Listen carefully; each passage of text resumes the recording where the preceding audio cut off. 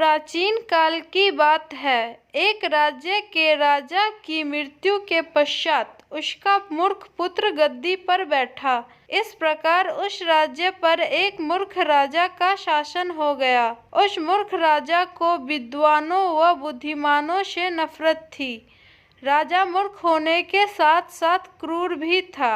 उसने सभी बुद्धिमान मंत्री, सेनापति व सभासदों का निरादर करके राज्य से निकाल दिया और चापलूस व मूर्ख सभासद रख लिए। उस राजा के राज्य में बुद्धिमान व ज्ञानी जनों का निरादर किया जाने लगा। जो भी कोई ज्ञानी सिद्ध होता, राजा के सभासद उसे अपमानित करने का कोई अवसर नहीं छोड़ते थे। इसी कारण उस राज्य में अन्य राज्यों के पंडित व ज्ञानी आते ही नहीं थे और वहाँ किसी प्रकार की बौद्धिक चर्चाएं नहीं होती थी। अगर कोई ऋषि मुनि उस राज्य से होकर गुजरता तो उसे अपमानित करके निकाल दिया जाता। उस राजा की प्रजा भी राजा के कोप के डर से मूर्ख बनकर रहती। अगर कोई व्यक्ति विद्वान सिद्ध होता तो उसे नगर से निकालकर जंगल में भेज दिया जाता। इसी प्रकार उस राज्य के सताए हुए विद्वान लोग जंगल में रहने को विवश हो गए। एक बार कोई सिद्ध महात्मा उस जंगल में से होकर गुजरे। राजा के द्वारा सताए हुए विद्वान लोगों ने महात्मा को देखा और उन्हें प्रणाम किया। विद्वान लोग ने महात्मा को अपनी दुख भरी कहानी बताई और महात्मा से इसका समाधान पूछा। महात्मा अंतर्यामी थे।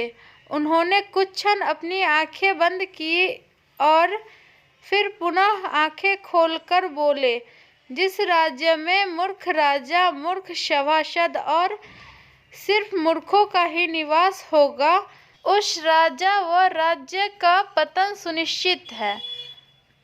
आपके पड़ोसी राज्य के राजा को यह पता लग गया है कि आपके राज्य में सिर्फ मूर्ख लोग ही रह गए हैं और मूर्खों को युद्ध में आसानी से हराया जा सकता है। इसलिए वह जल्द ही आपके राज्य पर आक्रमण करेगा और इस मूर्ख राजा का अंत कर देगा।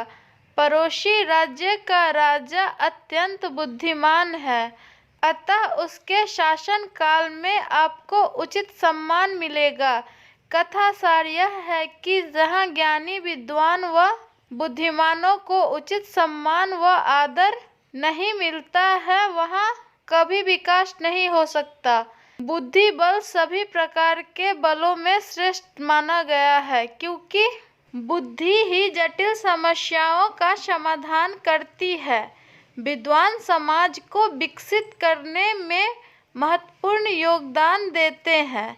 इसलिए किसी भी देश के शासकों को अपने देश के विद्वानों को उचित आदर और सम्मान देना चाहिए। धन्यवाद। आपको यह कहानी अच्छी लगी हो तो लाइक और कमेंट जरूर करें और हमारे चैनल को सब्सक्राइब करना ना भूलें।